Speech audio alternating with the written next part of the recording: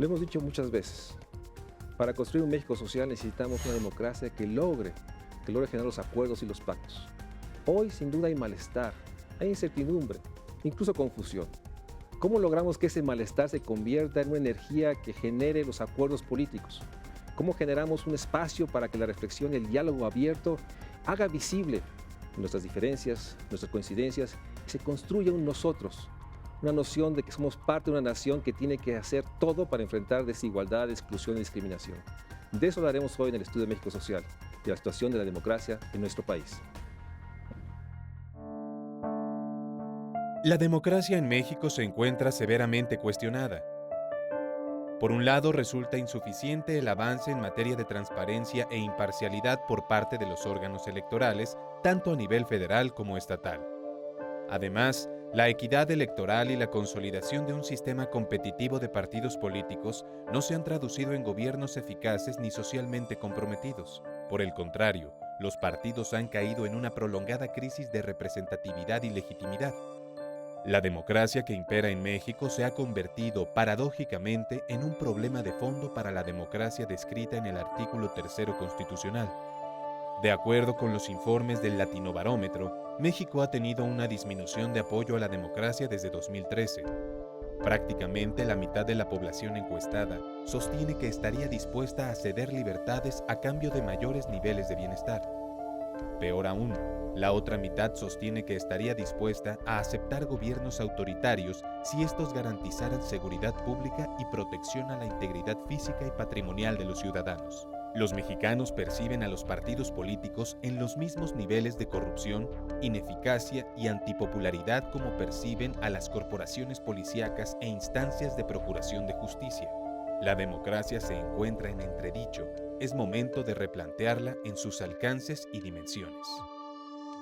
En las décadas de los 80 y los 90, la discusión estaba centrada en cómo construir un sistema político abierto que permitiera la pluralidad y que abriera espacios para la representación y participación de las minorías, y que impulsara un tránsito generalizado de equidad entre hombres y mujeres. Aún con los avances en estos rubros, en el siglo XXI los esfuerzos deben orientarse hacia la construcción de un sistema en el que la democracia permita una contienda abierta, legítima, ordenada, pacífica y cimentada sobre un nuevo Estado social de derechos. Lo anterior implica asumir nuevos pactos por la igualdad, desde los cuales los ciudadanos asuman la garantía y cumplimiento integral, universal y progresivo del conjunto de sus derechos humanos en un México incluyente.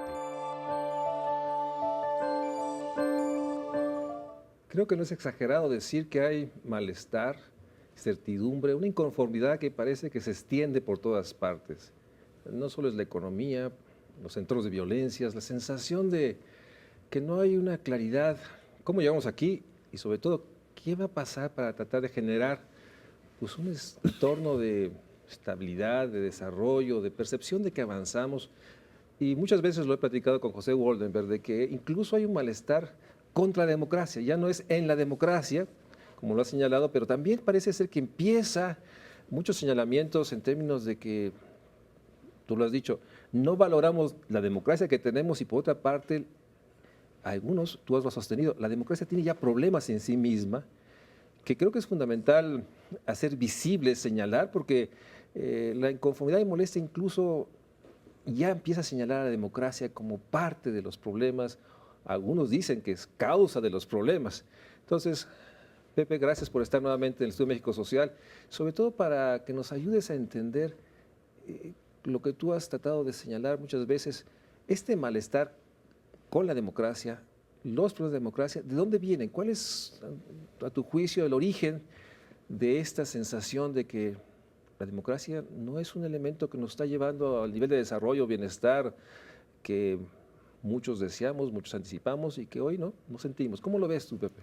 Sí, desde el año 2004, el Programa de Naciones Unidas para el Desarrollo, específicamente Dante Caputo, señalaba que la democracia en América Latina tenía que reproducirse en un entorno de pobreza y de desigualdad que podía hacer que el malestar en la democracia se convirtiera en malestar con la democracia y que esto, sin duda alguna, sería no solamente indeseable, sino incluso peligroso. Y yo creo que en México estamos en una situación que se acerca a ese diagnóstico. Yo he repetido muchas veces que México tuvo una transición democrática afortunada y que los elementos para afirmar esto están a la vista. Pasamos de un sistema de partido hegemónico a un sistema plural de partidos, de elecciones sin competencia a elecciones muy competidas. Esos dos fenómenos anudados modificaron el mundo de la representación política. Antes era básicamente monocolor, hoy es un mundo plural y lleno de pesos y contrapesos. Y hay quien dice que ese fue un cambio meramente electoral. Yo sostengo que no, porque eso modificó incluso el papel de las instituciones de la República, es decir, pasamos de una presidencia omnipotente a una presidencia acotada por otros poderes constitucionales, de un Congreso subordinado a un Congreso que se explica su comportamiento por su correlación de fuerzas, e incluso la Corte, que en materia política durante muchas décadas fue un cero a la izquierda, hoy juega un papel central. Entonces, que el cambio democratizador está ahí, y sin embargo, como bien señalas tú, hay un malestar muy extendido. Ese malestar se puede captar saliendo a la calle, hablando con los amigos, hojeando los periódicos, viendo la televisión, lo que se quiera. Pero incluso hay mediciones, ¿no? Pues que en donde el aprecio por la democracia, como el Latinobarómetro en México, empieza a decaer, o más bien la desconfianza en los instrumentos de la democracia, que son los partidos, los parlamentos, los políticos, pues también ven creciendo. Hay como un desencanto muy fuerte. Pero ¿por qué no valoramos? ¿Por qué en estas generaciones no valoraron lo que tú señalas, que es para nosotros del siglo XX, fue visible, es perceptible? Pero hay incluso ya no solo los actores, o sea, ya incluso la democracia se ve como parte del problema. ¿A qué atribuyes esta falta de reconocimiento al esfuerzo que se hizo por muchos actores que nos llevó a esta recomposición del poder? Yo creo que en buena medida fue un proceso que nunca se explicó bien. O sea, yo creo que México fue capaz de desmontar un sistema autoritario y construir una germinal democracia, pero por ejemplo, desde el discurso oficial, desde el PRI, era muy difícil hacerse cargo de un discurso de esa naturaleza. ¿Por qué? Porque el discurso oficial era que México era y siempre había sido una democracia a lo largo del siglo XX que se perfeccionaba.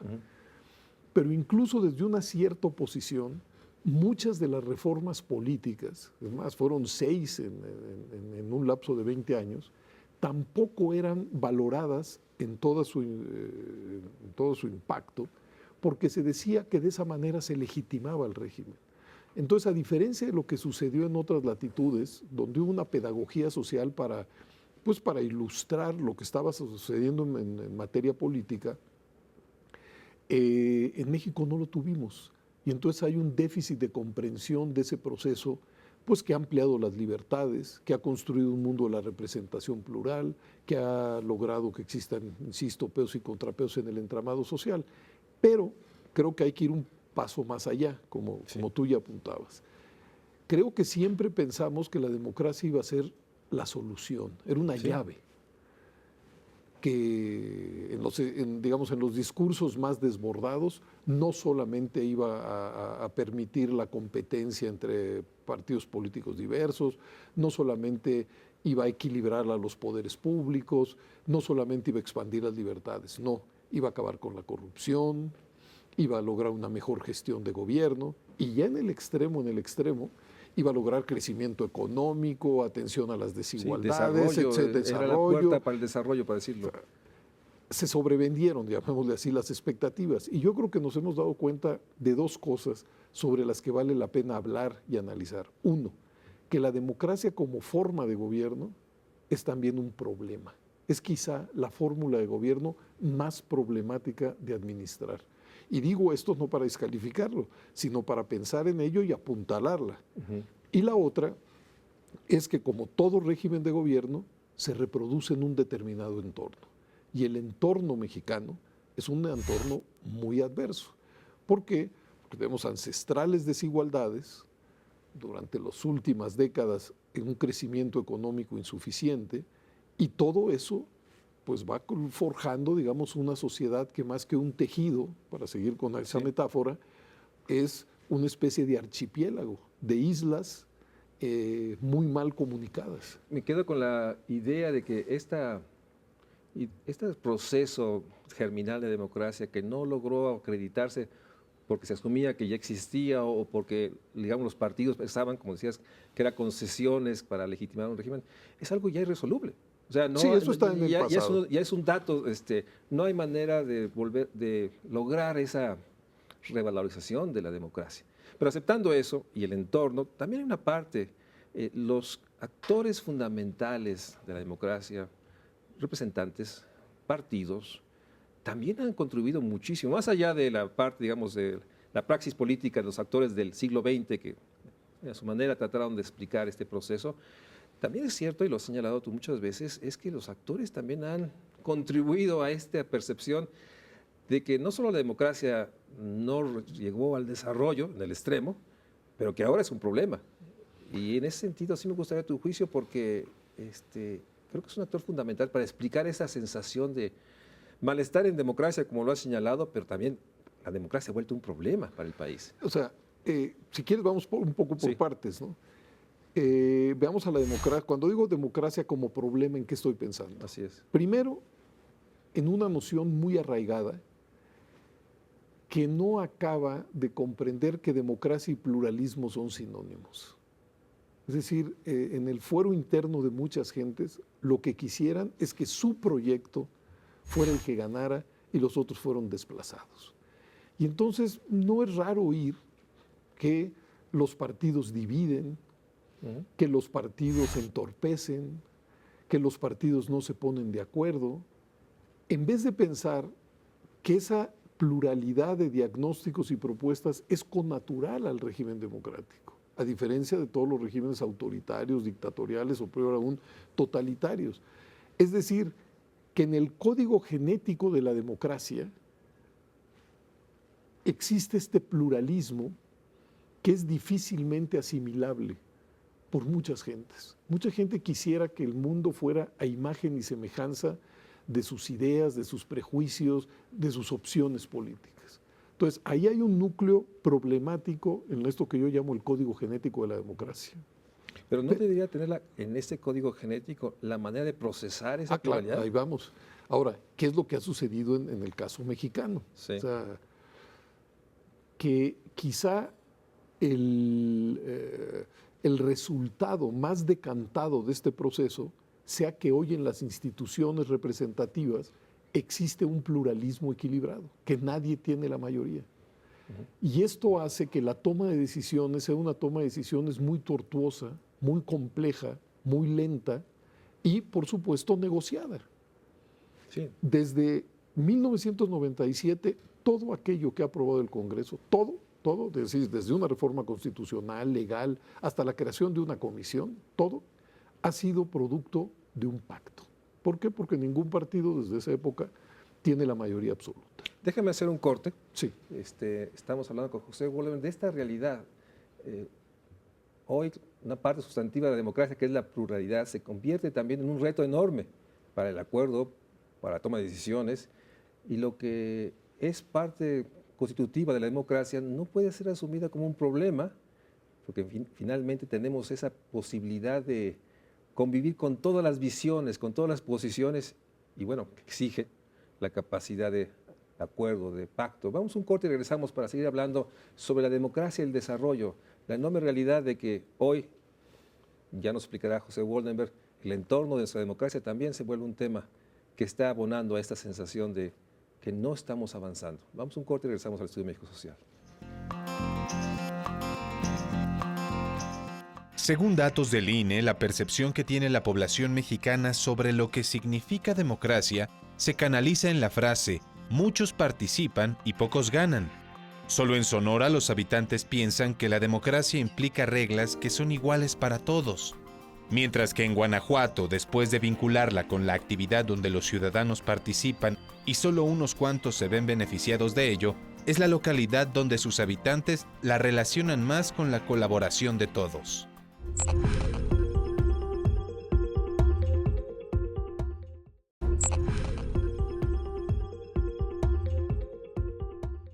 Pepe, nos decías que parte de esta situación es ese pluralismo que está, pero también el entorno social y económico.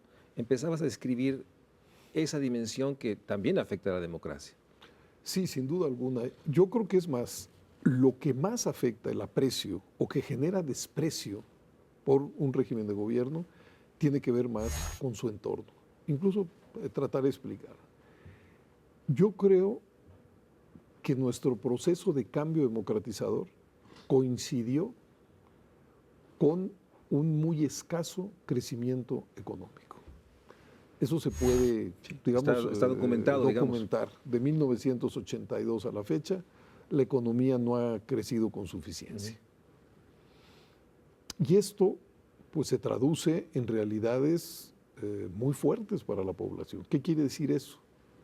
Quiere decir que no se generan los empleos formales suficientes, quiere decir que crece la informalidad, quiere decir que muchos jóvenes no encuentran ni una colocación en un centro de educación superior ni en el trabajo, quiere decir que la economía de muchas familias se deteriora, y esto, por supuesto, pues genera un legítimo malestar con el régimen de gobierno, porque suele culparse a ese régimen, pues, de las desgracias en materia económica. Incluso he llegado a decir que durante el largo periodo de autoritarismo mexicano, digamos, la economía sí creció. De 1932 a 82, la economía mexicana creció y creció a tasas muy importantes. Y si bien eso nunca distribuyó sus beneficios de manera equitativa, siempre esos beneficios fueron distribuidos de manera muy desigual, de todas maneras la mayor parte de las familias mexicanas podían decir que sus hijos iban a vivir mejor que los padres. Y creo que eso fue uno de los aceites fundamentales que lubricaron una especie de consenso pasivo con el modelo autoritario. ¿Por qué? Porque la gente veía que sus condiciones materiales de vida había evidencias o percepciones mejoraban, claras. ¿no? Mejoraban.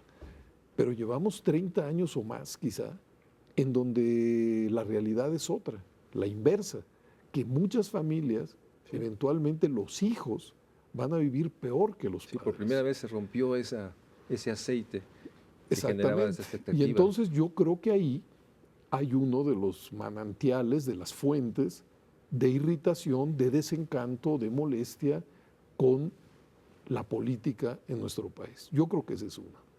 Si a ello le sumamos algo que ha desarrollado mucho la CEPAL, que las sociedades de América Latina tienen una muy escasa cohesión social, a lo mejor el círculo se empieza a cerrar. Pero ahí está en el centro la idea de ciudadanía, porque finalmente uno de los elementos que puede explicar la situación de la democracia mexicana es esta noción de ciudadanía, y me gustaría saber cuál es tu percepción, análisis de la ciudadanía que tenemos. Exactamente, decía yo, somos una sociedad muy desigual, extremadamente desigual. Me acuerdo que aquel informe del PNUD decía que si bien América Latina no era el continente más pobre, sí era el más desigual. El más pobre era África, pero nosotros éramos más desiguales que África, lo cual es una tragedia. Bueno, ¿qué sucede con una sociedad tan marcadamente desigual? Que la apropiación de los derechos que conlleva la idea de ciudadano es también muy desigual, porque se requiere para el ejercicio de los derechos ciudadanos un piso material y cultural que los haga posible. ¿A qué me refiero? Se requiere de una serie de satisfactores materiales y culturales para que la persona se convierta en un auténtico ciudadano y pueda ejercer sus derechos y cumplir con sus obligaciones. Y eso no sucede del todo entre nosotros. Lo deja problematizar, porque parecía ser que en México, donde 8 de cada 10 mexicanos o son pobres o vulnerables, solo 22 millones, digamos, son los que están en el extremo de ese cuadro de Coneval, que no son pobres ni vulnerables y que están por arriba, pues esto nos lleva a que la pobreza y vulnerabilidad genera esta enorme erosión de capacidad de ejercer derechos. Así es. Y por lo tanto, la explicación sería que eso inhibe la participación política y el compromiso democrático, o sea, porque hay naciones pobres, desiguales, pero también hay una mayor convicción democrática. Entonces, ¿cómo correlacionar los otros elementos? Porque no creo que podamos simplemente sostener que a mayor pobreza, menor convicción democrática. No, y tiene que ver con la forma en que eso se estructura Así con las es. instituciones públicas. Por ejemplo, en materia política, yo creo que pobres, ricos, hombres o mujeres, gente del norte, del sur, en el momento de ejercer su voto, están igualados, ¿no? Sí. Es decir, todos van a Tú lo valer dijiste. uno y solo uno. Es el único Eso- momento donde todos somos Todos iguales. son iguales, ¿no? Pero pensemos lo que sucede cuando personas con diferente capacidad económica llegan ante el Ministerio Público. Pues Y no la son justicia. tratados de igual manera. Hay una especie de discriminación inercial. Quien tiene más recursos y quizá abogados va a ser tratado de una manera y quien no, quizá va a ser maltratado. Bueno, ahí empieza a surgir, digamos, una diferenciación en el ejercicio de derechos, pues que corroe la idea de que somos una comunidad en donde todos y cada uno tenemos los mismos derechos. La CEPAL lo fraseaba de la siguiente manera: tenemos un déficit de cohesión social y eso hace que la capacidad de generar un nosotros incluyente sea muy limitado. Porque curiosamente, a lo mejor todos podemos ejercer algunos derechos políticos, pero algunos derechos incluso civiles, ya no hablemos de derechos sociales y económicos, no. Y eso abre una brecha muy grande y construye una sociedad que yo he equiparado a un archipiélago, una gran cantidad de islas, de clases, grupos, pandillas, que ven por sus intereses, pero no se sienten parte de un todo nacional, de una comunidad más grande. Y no se sienten parte de ella, pues en buena medida, porque hay esta diferenciación en el ejercicio de los derechos. Ahora, porque, ¿dónde metemos en esta ecuación que estás planteando a ultranza convicción del desarrollo individual que nos ha metido esta noción de que solo los individuos pueden generar la riqueza, la ganancia, el beneficio? Porque hay una cultura individualista que también contribuye a eso. O sea, sí hay entornos sociales, económicos, rupturas institucionales, pero también creo que esta cultura del individualismo a ultranza ha fortalecido esa noción de que no hay ese nosotros que tú has escrito. Y además, eso lleva a un déficit de organizaciones intermedias, porque una democracia potente se alimenta de una sociedad civil, que quiere decir una sociedad organizada, que es capaz de poner diferentes agendas, diferentes diagnósticos, diferentes propuestas en la mesa de la discusión. Y en ese terreno también tenemos un déficit. Es decir, son muy pocas los ciudadanos que participan en alguna organización. Son muy pocos los ciudadanos que a través de esa organización tratan de hacer avanzar sus propuestas. Y por el otro lado, mucha gente sabe, y lo sabe bien, que a pesar de esta cultura individualista, está obligada a la organización para hacer avanzar muchos intereses colectivos. Pero ¿qué ha sucedido con muchas de las organizaciones tradicionales en esta materia? Pues también han tenido una erosión muy grande. Pienso en los sindicatos. De los trabajadores asalariados en nuestro país, hay un porcentaje muy grande, muy grande, que carece de organización. Y en ese sentido su fuerza potencial se diluye. Nula. Otra franja muy importante es de trabajadores pseudo organizados, que ellos mismos no saben que están organizados. ¿A qué me refiero? A la venta de contratos colectivos de protección. Sí. Entonces, hay una franja de trabajadores asalariados que tienen sindicatos de manera nominal, pero que ni ellos mismos saben que están en un sindicato. ¿Por qué? Porque llegan a estas organizaciones, firman un contrato colectivo de protección con la empresa y pues esa organización es no solamente cero, sino es menos de cero. ¿Y los partidos? Porque finalmente los partidos, que es el instrumento en democracia que promueve la organización, también ha habido un declive, pese que ha proliferado el número de ellos. O sea, ¿cuál sería tu explicación de esta situación de los partidos políticos que parece ser, no, yo no tengo la cifra, que hay menos gente haciendo política en los partidos? Eso no sé, pero lo que sí creo es que el aprecio en los partidos, el aprecio por los partidos ha disminuido en conjunto. Y creo que eso tiene que ver pues con este contexto económico y social en donde se desarrollan, en su propia gestión y en algo más. Yo a veces he pensado que los partidos políticos han jugado un juego de suma cero, que no es un juego de suma cero. ¿Qué son los juegos de suma cero? Es un juego donde lo que gana uno lo pierde el otro, ¿no? Como los viejos merengueros, ¿no? Bueno, cuando uno oye a los partidos políticos, el partido A descalifica a B, C y D.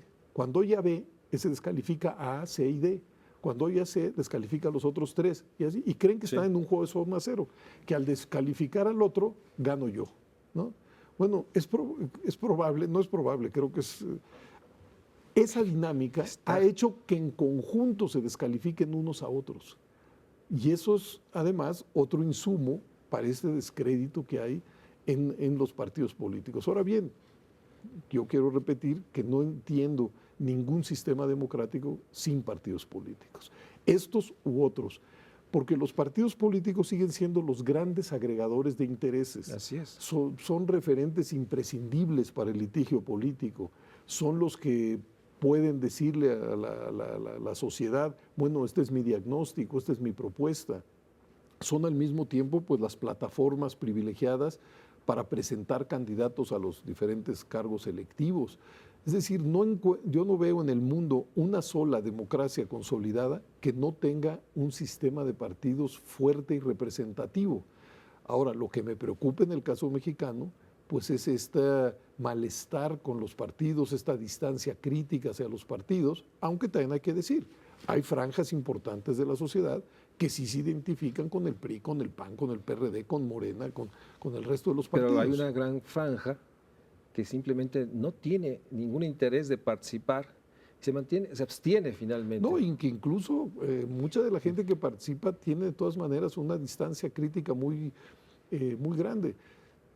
Hay un malestar con la vida política que yo creo que nadie puede negar, y ese que a lo mejor debería ser el punto de partida, reconocer ese malestar, tratar de ver cuáles son sus fuentes y tratar de revertir esos nutrientes de ese desencanto. Bueno, yo recordaba, estoy escribiendo un artículo para el jueves, y recordaba aquellas elecciones de hace 30 años, de 1985, unas elecciones absolutamente asimétricas, donde ya se sabía quién iba a ser el ganador, quiénes los perdedores, era toda la época del partido hegemónico, pero que muchos, franjas importantes de la ciudad, iban a las urnas esperanzados en que se estaba construyendo un sistema de partidos y que había pues que fortalecer a otras opciones precisamente pues, para construir democracia. Déjame hacer un corte. Ese estado de ánimo ya no existe. Ese es el problema. O sea, ya no hay ese deseo de contribuir a algo que se asume que yo ya veo no es desesperanza más que esperanza. Y obviamente la pregunta, vamos a un corte, regresamos contigo, sabiendo que hay malestar con la política, en la política, que los partidos tienen estos enormes retos, desafíos, de esta erosión de, no sé si credibilidad, pero de percepción de que son instrumentos claros para transmitir legítimos intereses. Bueno, ¿a quién le corresponde enfrentar esto? O sea, esta es la pregunta. O sea, si ese es el diagnóstico, ¿quién? ¿Por dónde? ¿Cómo empezamos? Porque pareciera ser que las agendas se vuelven cada vez más complejas y estos temas se ven accesorios, se ven como algo que se debe de dar espontáneamente y yo no encuentro realmente una versión del Estado o una estructura que se haga responsable de reivindicar la política, de enfrentar este malestar político. Vamos a un corte y regresamos al Estudio de México Social para hablar de política, democracia y la enorme necesidad de valorarla, pero también de fortalecerla. Vamos a un corte y regresamos al estudio.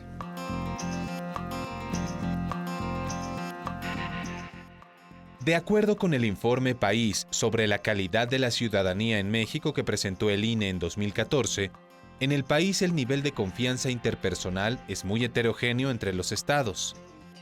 Mientras que Nuevo León y Sonora se encuentran por encima del promedio de confianza a nivel nacional, con 36 y 29% respectivamente, Veracruz y Tabasco están por debajo con menos del 20%.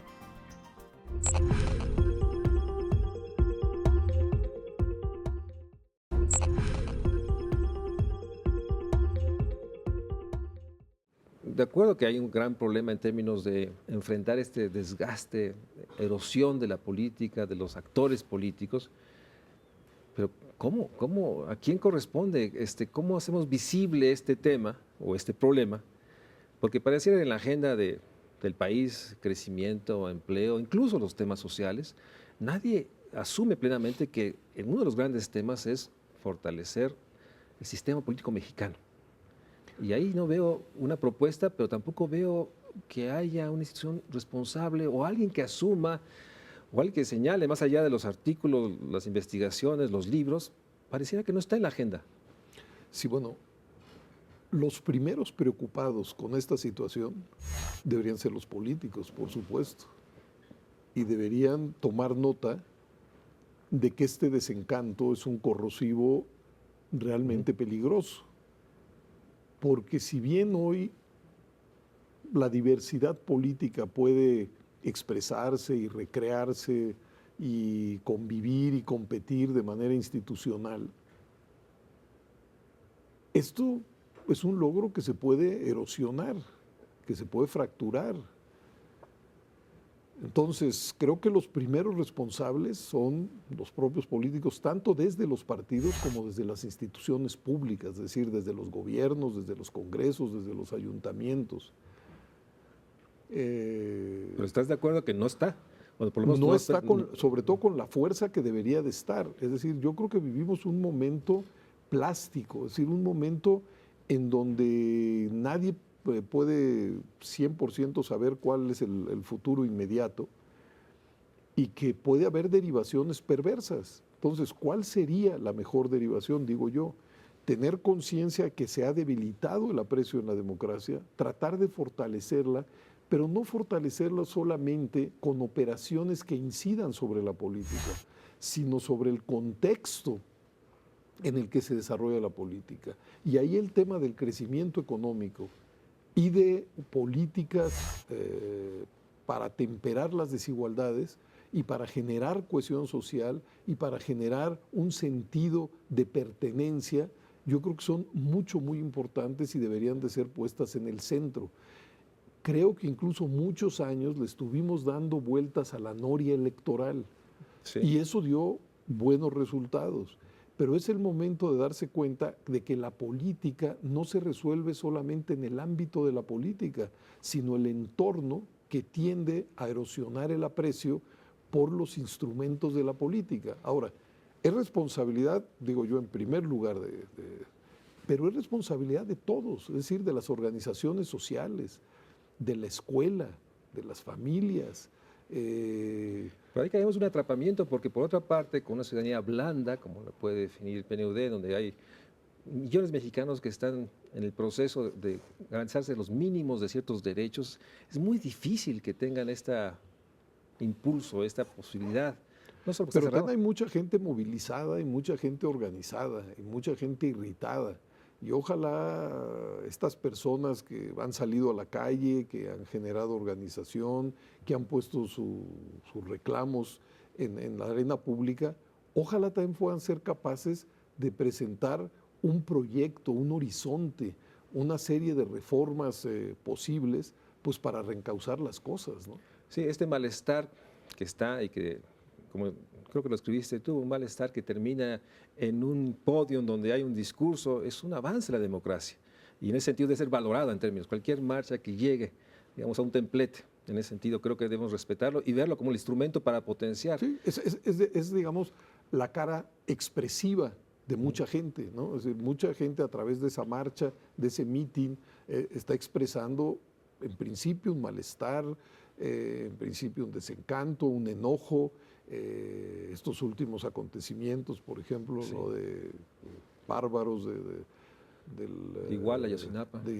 Exactamente, ¿no? De Iguala, de Ayotzinapa, pues pusieron a mucha gente en las calles y con razón, y diciendo esto no se puede repetir y clamando porque aparecieran los estudiantes y poniendo el dedo en una llaga, pues que supura pus por donde se le quiera ver. Por otra parte están las otras marchas de grupos consolidados de intereses que parecía ser que chantajean al Estado, ¿no? O sea, también. Entonces, bueno, en esa situación, ojalá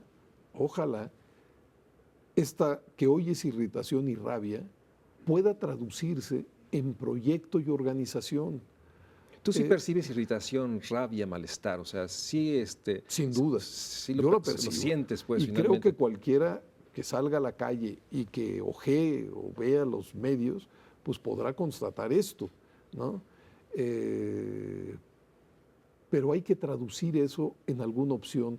Yo escribía también, yo sé que todas las analogías pueden ser muy, digamos, muy bárbaras, muy simplificadoras, pero lo pongo sobre la mesa porque creo que sí nos ayuda bueno, a mí me ayuda a exponer lo que quiero exponer. ¿Qué sucedió en Grecia? En Grecia se llegó a una deuda pública enorme, que era prácticamente el 175% de su Producto Interno Bruto, y entonces el Banco Central Europeo, la Unión Europea, el Fondo Monetario Internacional le impusieron a sucesivos gobiernos una política llamada ortodoxa, que en buena medida consiste en contraer el gasto público, despidos, bajar los salarios, quiebre de muchas empresas y un malestar enorme, y mucha gente salió a las calles, mucha gente salió a las calles. Pero hubo alguien o algunos que pensaron que ese malestar podía tener un cauce y encontraron en la vía electoral ese cauce. ¿Por qué? Porque los partidos que habían gestionado la crisis, el Partido Socialista Panhelénico y Nueva Democracia, un partido de derecha, y que se habían plegado a los dictados de estos órganos multinacionales, simple y sencillamente vieron cómo el aprecio por ellos decaía de una manera muy fuerte. Pero hubo una opción que supo darle cauce a ese malestar. Y hoy son gobierno. Yo no digo que esas condiciones sean iguales a las mexicanas, ni mucho menos. No quiero hacer comparaciones extralógicas, ni previsiones, ni mucho menos. Pero lo que sí quiero señalar es que lo que comenzó como un malestar encontró un cauce y logró un cambio. ¿Qué va a suceder ahora? No lo sabemos, porque no es lo mismo ser oposición que gobierno, y la deuda sigue ahí, pero a lo mejor sí se logra una renegociación en términos menos severos, menos draconianos. Pero mi punto no es tanto ahorita Grecia, sino que México creo que se debe pensar en cuál puede ser la desembocadura de ese malestar. Pero por otra parte, si hay pulsiones, digamos, autoritarias, violentas, sin duda, que están, ¿no? O sea, porque el malestar también se oye esas voces, ¿no? ¿Cómo los dejan marchar? De ambos. Hay, por ejemplo, un malestar que se expresa de manera violenta. Y yo creo que esas fórmulas violentas que han destruido ayuntamientos, el Congreso en Guerrero. La quema de la puerta en el Palacio Nacional. Exactamente, o sea, que han agredido a personas a las que se les ha humillado y se les ha hecho desfilar por las calles con letreros infamantes, etcétera, etcétera. Yo creo que esa violencia, en primer lugar, aísla al movimiento, a los movimientos. Es decir, porque asusta a mucha gente y porque la violencia pues, significa destrucción y eventualmente muerte. Pero además, en una espiral de violencia, pues nunca se sabe, digamos, nunca se puede saber el desenlace, pero uno de los desenlaces más probables es que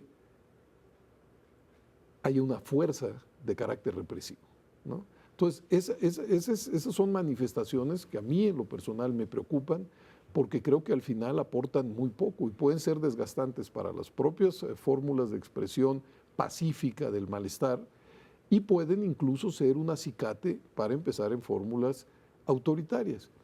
También me preocupa, digamos, voces que ante el desorden o el desorden aparente empiezan a clamar por el orden. Orden sin adjetivo. Porque, por ejemplo, yo creo en el orden, pero en un orden democrático, ¿no? Pero hay muchas gentes que ante el desorden lo que prefieren es orden. Exigen orden y que la autoridad aplique los instrumentos que pueda tener.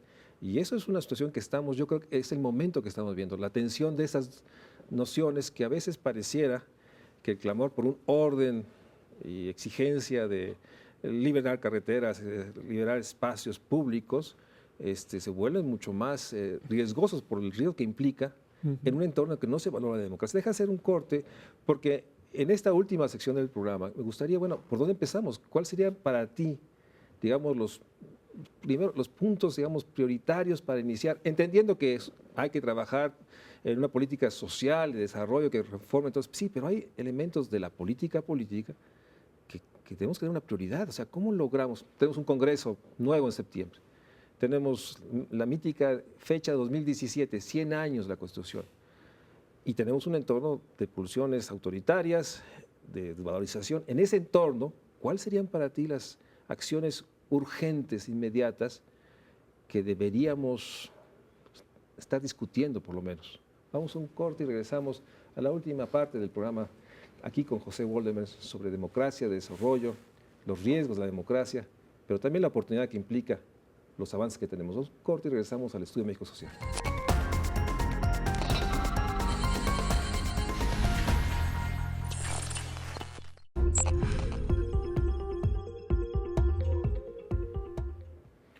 ¿Qué hacemos? ¿Por dónde empezamos, José?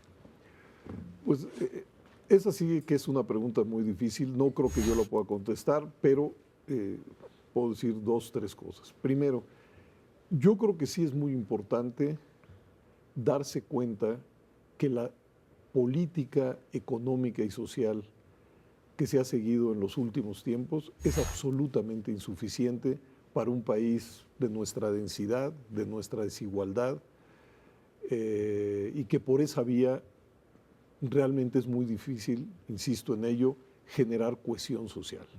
Pero claro, ese es un tema demasiado general, tendría que ser acompañado de políticas de muy diverso tipo y demás. Pero si se me dijera una medida en el terreno de la política para tratar de responder a esta situación, yo diría que tenemos que revisar las reglas para el registro de nuevos partidos. Es decir, yo creo que todos aquellos contingentes, destacamentos, corrientes que no se sientan identificados con los partidos políticos existentes deben de tener la oportunidad para participar en las elecciones y llevar a sus gentes a cargos de gobierno y a cargos legislativos. O sea, tu apreciación que esta última reforma no logró esto, al contrario. Al contrario. Es decir, desde el 2007 se estableció, lo que para mí desde entonces fue un error craso, que la puerta de entrada de nuevas opciones políticas sería cada 6 años.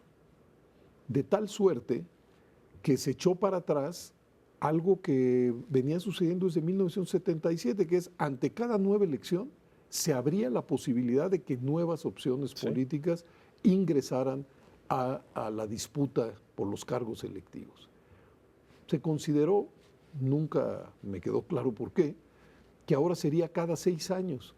De tal suerte que si, por ejemplo, ahora un grupo de mexicanos y mexicanas quisieran participar en esto, pues tendrían que pedir su registro, empezar los trámites en el año 2019 para participar en el 2021. O sea, totalmente fuera de toda realidad en términos del momento. Que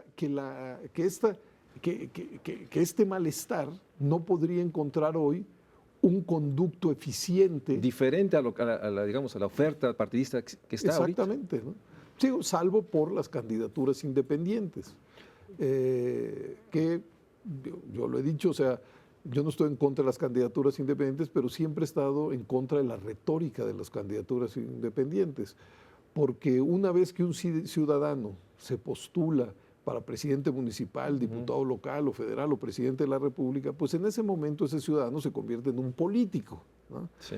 Y segundo, ese ciudadano, para llegar a ocupar un cargo, pues ¿qué es lo que va a hacer? Un partido. Un mini partido puede ser, porque pues va a tejer una red de relaciones, se va a dotar de una organización, va a decir, este es mi diario, estas son mis propuestas, y eso en español se le llama partidos. Durante mucho tiempo, y creo que de manera correcta, en México apostamos por la construcción de grandes partidos políticos nacionales, es decir, grandes agregadores de intereses. Si se abre esta vía, está bien. Leía que en Nuevo León estaban hablando varios candidatos independientes para ir juntos. Bueno, pues están haciendo un partido de carácter regional, no está mal tampoco. Pero para ti, la medida, digamos, inmediata que podría abrir causas es revisar los requisitos para formar un nuevo partido. Esa sería, digamos, una medida muy concreta que podría abrir esto. Digamos, tendría que ser una medida que mandara un mensaje. Todas aquellas corrientes que no se sientan identificados con las ofertas políticas que aparecen en la boleta pueden participar y ganar desde gobiernos municipales, gobiernos locales, al gobierno federal, estar presente en los congresos locales, en el Congreso Federal. Pero esto implica un pacto político. Eso implica una reforma ahora de carácter constitucional y legal, porque tal y como están las disposiciones, pues... O sea, se hizo más complejo ahorita. Se hizo más complejo. Bueno, y aparte de esto, ¿cómo...? Bueno, obviamente lo has señalado tú muchas veces, la corrupción, la impunidad, las violencias, son entornos también que están desgastando, digamos, la cohesión social, ¿no? Yo creo que ese tema hoy es central. El tema de la corrupción, yo creo que es uno de los elementos que más desgasta la confianza en las instituciones públicas. Y si no nos damos cuenta de eso, si no nos damos cuenta que escándalo tras escándalo tras escándalo, lo que estamos logrando es una cada vez mayor incredulidad en relación a los políticos, a los poderes públicos, es que no nos estamos dando cuenta de lo más obvio. Yo creo que ese es un tema que hoy está en el centro de la atención pública. De lo urgente y lo inmediato. Y déjame ir cerrando, o sea, en ese sentido, ¿cómo percibes 2015 el estado del Estado, el estado de minúsculas del Estado? Porque decimos que el mercado tiene grandes problemas, se está concentrando, no crece, no distribuye, y hay una apuesta, digamos, de que el Estado logre finalmente regular al mercado y generar eso. Pero tenemos un Estado, el Estado mexicano tiene circunstancias que parece ser que aún eso se vuelve demasiado ambicioso. ¿Cómo percibes al Estado mexicano en este recuento de democracia política? ¿Cuál es el Estado del Estado mexicano para abordar estos temas de reformarse a sí mismo, construir mercados eficientes, distribuidores? Hay un debilitamiento de muchas de las instituciones estatales. Ese es uno de los problemas. Pero ponlo en la República, o sea, porque mencionabas, hoy también este Estado nacional está en una república que no necesariamente responde a un centro de una manera al unísono como lo hacía antes. Tenemos ahora una especie de federalismo muy primitivo, pero federalismo real. Es decir, tenemos un centralismo fiscal. Lo fundamental de la captación de recursos lo hace el gobierno federal y el gobierno federal distribuye también esos recursos. Pero en términos políticos hay unos enormes grados de libertad de los gobernadores y quizá los mayores márgenes de impunidad se encuentren en muchos espacios estatales, en donde los congresos y los otros poderes constitucionales no han logrado ser contrapesos eficientes a la gestión de los gobernadores. Entonces tenemos nuevamente este viejo debate, vieja lucha, incluso dolorosa, de un centralismo que quiere articular en república, que cada vez se desprende más y genera estos archipiélagos, para usar tu figura, ¿no? O sea, una nación que en muchos espacios responde nomás a una lógica muy del poder, digamos, local. O muy regional o de ciertos grupos solamente, ¿no? Y en ese sentido creo que esa es también una amenaza mayor a la democracia, que no logramos articular. Y en ese sentido, la pulsión del centralismo, digamos, no pago de nóminas en salud, educación, del Instituto Nacional Electoral, que pareciera que reconoce este problema y es la respuesta. ¿Es respuesta a eso? Bueno, son terrenos muy diferentes. En el caso electoral, por ejemplo, a mí me parecía que teníamos una fórmula que funcionaba más o menos bien, teníamos una institución de carácter federal que organizaba las elecciones de presidente, de senadores, de diputados y órganos electorales locales que organizaban las de gobernador, congreso local y ayuntamientos. Ciertamente algunos de estos institutos locales, no todos como se dijo, estaban demasiado alineados con los gobernadores de esos estados y habían perdido o nunca habían tenido autonomía. Pero creo que si ese era el diagnóstico, es decir, no tienen autonomía, se han convertido en un instrumento del gobernador, pues entonces la respuesta era cómo les inyectamos autonomía, no cómo lo... Al final, de todas maneras, tampoco quedó una institución totalmente centralizada, sino una institución que tiene que convivir con 32, ahora se hagan órganos, 32 institutos locales, ¿no? Vamos, ya eso está aprobado, vamos a ver cómo funciona, yo espero que bien. De todas maneras, las rutinas electorales están muy afinadas en el país. Ya casi no se discuten los temas de la organización electoral, Sí, del ¿no? cómputo de los votos, sino más bien cómo transcurren las campañas y los abusos que se hacen, etcétera, etcétera. Otro asunto es en materia educativa, por ejemplo, ¿no? que tiene En donde otras. al parecer pues había un manejo demasiado dispendioso de las nóminas, y que eventualmente se dijo había nóminas infladas, donde se había un requería número de fantasmas muy grandes y demás. Pero yo creo que deberíamos ir hacia un federalismo, es decir, incluso a un federalismo cada vez más consolidado. Pero decirlo es fácil, hacerlo es realmente complicado. Y requiere política. Lamentablemente el programa se termina, pero estoy convencido que José Waldemar es sin duda una de las voces que nos puede plantear las preguntas, los temas. Él mismo reconoce que hay preguntas y temas que son de difícil respuesta y que requieren largas reflexiones, pero no hay manera de pensar un México social si no pensamos la política, la democracia, como elementos constitutivos para construir el México social. O sea, no hay manera si no lo ponemos en el centro, y por eso gracias otra vez, Pepe, de Gracias por estar la aquí en el invitación. programa y poner en el centro del debate nacional está la política, lo político, la democracia, y señalar, como dijiste al principio del programa, que tenemos problemas con la democracia, pero también en democracia. Y creo que ese es un mensaje muy poderoso ahora que sin duda hay también estas reflexiones que están buscando regresar a esquemas autoritarios, esquemas muy poco tolerantes, que sin duda tenemos que hacer visibles. Gracias a ustedes, gracias Pepe por estar en el programa, espero tenerte otra vez pronto. Muchas gracias, de veras. Gracias.